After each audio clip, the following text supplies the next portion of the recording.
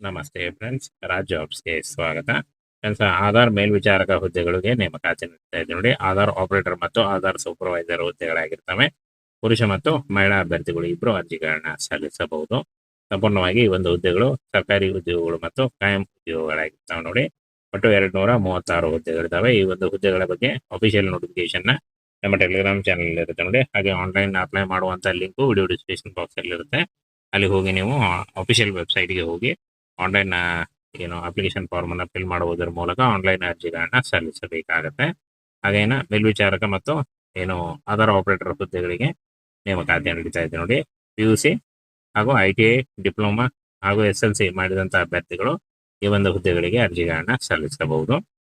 CSC E governance service of India ಇಲ್ಲಿಂದ ನೇಮಕಾತಿ ಆಗಿರುತ್ತೆ ನೋಡಿ.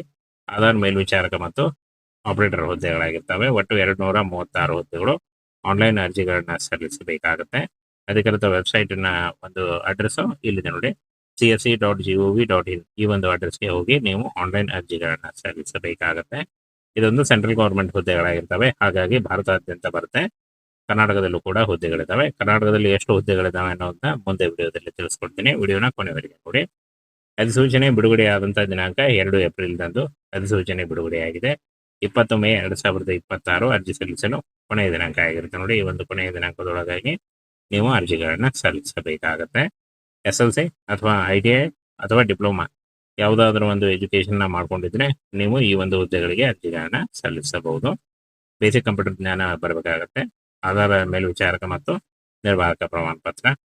ಹಾಗೆ ವಯೋಮಿತಿಯನ್ನು ನೋಡೋದಾದ್ರೆ 18ರಿಂದ 30 ವರ್ಷದ ಒಳಗಿನವರಾಗಿರಬೇಕಾಗುತ್ತೆ. OBC ಅಭ್ಯರ್ಥಿಗಳಿಗೆ 3 ವರ್ಷ, SC ಅಭ್ಯರ್ಥಿಗಳಿಗೆ 5 ವರ್ಷ ಹಾಗೂ PWD ಅಭ್ಯರ್ಥಿಗಳಿಗೆ 10 ವರ್ಷಗಳ ವಯೋಮಿತಿ ಸಡಿಲಿಕೆ ಕೂಡ ಇರುತ್ತೆ. ಅದಕ್ಕೆ ನಿಮ್ಮ ವಯಸ್ಸಿನ ಲೆಕ್ಕಾಚಾರ ಮಾಡಿಕೊಂಡು ನೀವು ಅರ್ಜಿಗಳನ್ನ ಸಲ್ಲಿಸಬೇಕಾಗತ್ತೆ ನೋಡಿ. ಇನ್ನ ಸಂಬಳವನ್ನು ನೋಡೋದಾದ್ರೆ 28,000ದಿಂದ 36,000ವರೆಗೂ ಪರ್ ಮಂತ್ ಸ್ಯಾಲರಿ ಆಗಿರುತ್ತೆ ನೋಡಿ. ಇದು ಜಾಸ್ತಿ ಕೂಡ ಆಗ್ತಾ ಹೋಗುತ್ತೆ. ಹಾಗೆ ಗೌರ್ಮೆಂಟ್ನ ಎಲ್ಲ ಬೆನಿಫಿಟ್ಗಳು ಕೂಡ ಇರ್ತವೆ. ಇನ್ನು ಹುದ್ದೆಗಳು ನೋಡಿ, ಕರ್ನಾಟಕದಲ್ಲಿ 78 ಹುದ್ದೆಗಳು, ಉತ್ತರ ಪ್ರದೇಶದಲ್ಲಿ 31, ಮಹಾರಾಷ್ಟ್ರದಲ್ಲಿ 24, ಛತ್ತೀಸ್ಗಢದಲ್ಲಿ 24, ಮಧ್ಯಪ್ರದೇಶದಲ್ಲಿ 22 ಹಾಗೂ ಬಿಹಾರದಲ್ಲಿ 14 ಹುದ್ದೆಗಳಿದ್ದಾವೆ. ಟೋಟಲ್ ಆಗಿ 236 ಹುದ್ದೆಗಳಿಗೆ ಆನ್ಲೈನ್ ಅರ್ಜಿ ಸಲ್ಲಿಕೆಯನ್ನ ಆಹ್ವಾನ ಮಾಡಿದ್ದಾರೆ ನೋಡಿ. csc.gov.in ಈ ಒಂದು ಅಫಿಷಿಯಲ್ ವೆಬ್ಸೈಟ್ಗೆ ಹೋಗಿ ನೀವು ಅರ್ಜಿಗಳನ್ನ ಸಲ್ಲಿಸಬೇಕಾಗತ್ತೆ. ಅಗತ್ಯ ದಾಖಲಾತಿಗಳು ನೋಡಿ, ಪಾಸ್ಪೋರ್ಟ್ ಗಾತ್ರದ ಛಾಯಾಚಿತ್ರ ಒಂದು ಫೋಟೋ ಬೇಕಾಗುತ್ತೆ, ಸಹಿ ಹಾಗೂ ಶೈಕ್ಷಣಿಕ ಪ್ರಮಾಣ ಪತ್ರ, ಆಧಾರ್ ಮೇಲ್ವಿಚಾರಕ ಮತ್ತು ನಿರ್ವಾಹಕ ಪ್ರಮಾಣ ಪತ್ರ, ಗುರುತಿನ ಚೀಟಿ ಯಾವುದಾದ್ರು ಆಧಾರ್ ಕಾರ್ಡ್ ಆಗಲಿ ಯಾವುದಾದ್ರು ಬೇಕಾಗುತ್ತೆ ಅಂತ ಹೇಳಿದ್ದಾರೆ ನೋಡಿ. ಇನ್ನು ಆಯ್ಕೆ ಪ್ರಕ್ರಿಯೆ, ಆಧಾರ್ ಮೇಲ್ವಿಚಾರಕ ಪ್ರಮಾಣೀಕರಣ ಪರೀಕ್ಷೆ ಹಾಗೂ ದಾಖಲೆ ಪರಿಶೀಲನೆ ಮೂಲಕ ಆಯ್ಕೆಯನ್ನ ಮಾಡಿಕೊಳ್ಳಲಾಗುತ್ತೆ. ಯಾವುದೇ ರೀತಿಯ ಲಿಖಿತ ಪರೀಕ್ಷೆ ಇರಲ್ಲ. ಈ ಒಂದು ಹುದ್ದೆಗಳಿಗೆ ಯಾವುದೇ ರೀತಿಯಾದಂತಹ ಲಿಖಿತ ಪರೀಕ್ಷೆ ಇರಲ್ಲ. ಮುಂದಿನ 30 ದಿನಗಳ ಒಳಗಾಗಿ ನೀವು ಅರ್ಜಿಗಳನ್ನ ಸಲ್ಲಿಸಬೇಕಾಗುತ್ತೆ ನೋಡಿ. ಈ ರೀತಿಯಾಗಿ ಆನ್ಲೈನ್ ಅರ್ಜಿಗಳನ್ನ ಸಲ್ಲಿಸಬೇಕು. ಅರ್ಜಿ ಸಲ್ಲಿಸುವಾಗ ಸರ್ಟಿಫಿಕೇಟ್, ಫೋಟೋ, ಎಜುಕೇಶನ್ ಡಾಕ್ಯುಮೆಂಟ್ಸ್ ಮತ್ತು ಆಧಾರ್ ಕಾರ್ಡ್ ಇಷ್ಟನ್ನ ತೆಗೆದುಕೊಂಡು ನೀವು ಆನ್ಲೈನ್ ಅರ್ಜಿಗಳನ್ನ ಸಲ್ಲಿಸಬೇಕಾಗತ್ತೆ. ಆಧಾರ್ ಮೇಲ್ವಿಚಾರಕ ಹುದ್ದೆಗಳಿಗೆ ನೇಮಕಾತಿ ನೀಡ್ತಾ ಇದೆ ನೋಡಿ. ಆಧಾರ್ ಆಪರೇಟರ್ ಮತ್ತು ಆಧಾರ್ ಸೂಪರ್ವೈಸರ್ ಹುದ್ದೆಗಳಾಗಿರ್ತವೆ. ಪುರುಷ ಮತ್ತು ಮಹಿಳಾ ಅಭ್ಯರ್ಥಿಗಳು ಇಬ್ಬರು ಅರ್ಜಿಗಳನ್ನ ಸಲ್ಲಿಸಬಹುದು.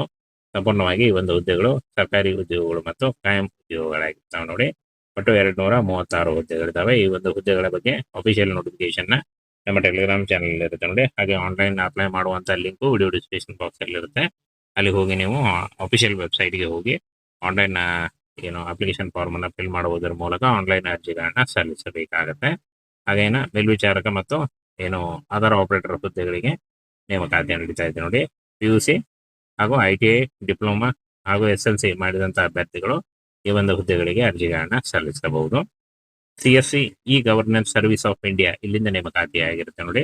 ಆಧಾರ್ ಮೇಲ್ವಿಚಾರಕ ಮತ್ತು ಆಪರೇಟರ್ ಹುದ್ದೆಗಳಾಗಿರ್ತವೆ. ಒಟ್ಟು 236 ಹುದ್ದೆಗಳು. ಆನ್ಲೈನ್ ಅರ್ಜಿಗಳನ್ನ ಸಲ್ಲಿಸಬೇಕಾಗತ್ತೆ. ಅಧಿಕೃತ ವೆಬ್ಸೈಟ್ ನ ಒಂದು ಅಡ್ರೆಸ್ ಇಲ್ಲಿದೆ ನೋಡಿ.